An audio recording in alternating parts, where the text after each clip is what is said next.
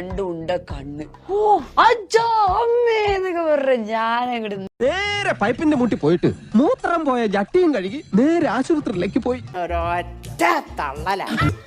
ഒരു സ്ത്രീ അടുക്കള വാതിൽ ചാരി കുളിക്കാൻ പോകുന്നത് ഞാൻ കണ്ടത്. ബാത്റൂമിന്റെ ഏറ്റവും വലിയ കുഴപ്പം എന്താന്ന് വെച്ചാ ഒരു 4 അടി നീളം, 2 അടി വീതിയില് ഒരു ജനാല. ഇതിങ്ങനെ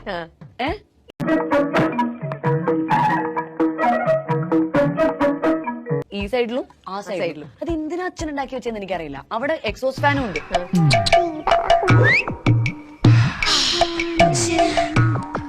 ബാത്റൂമാണ്. എന്തിനാണ് അച്ഛൻ ഇത്രയും വലിയൊരു ജനൽ? എനിക്കറിയില്ല, കാറ്റ് കൊള്ളാനായിരിക്കും. കാറ്റ് കൊണ്ട് തണുക്കുമ്പോ 2 ഇറ്റ് പോയാലായി.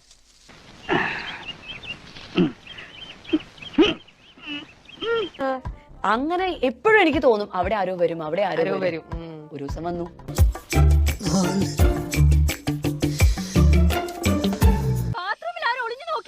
അതാ പൂങ്കായി ശശിയായിരിക്കും.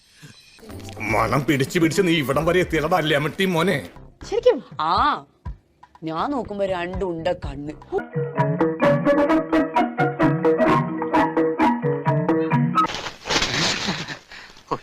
ഓ അച്ഛാ അമ്മേ എന്നൊക്കെ പറഞ്ഞ ഞാനങ്ങോട്ട് നില വിളിച്ചു. എനിക്ക്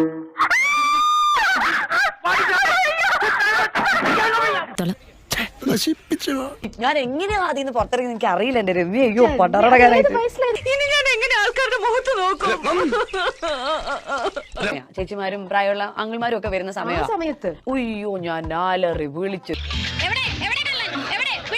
എന്താ തിരിച്ചോടുന്നേ?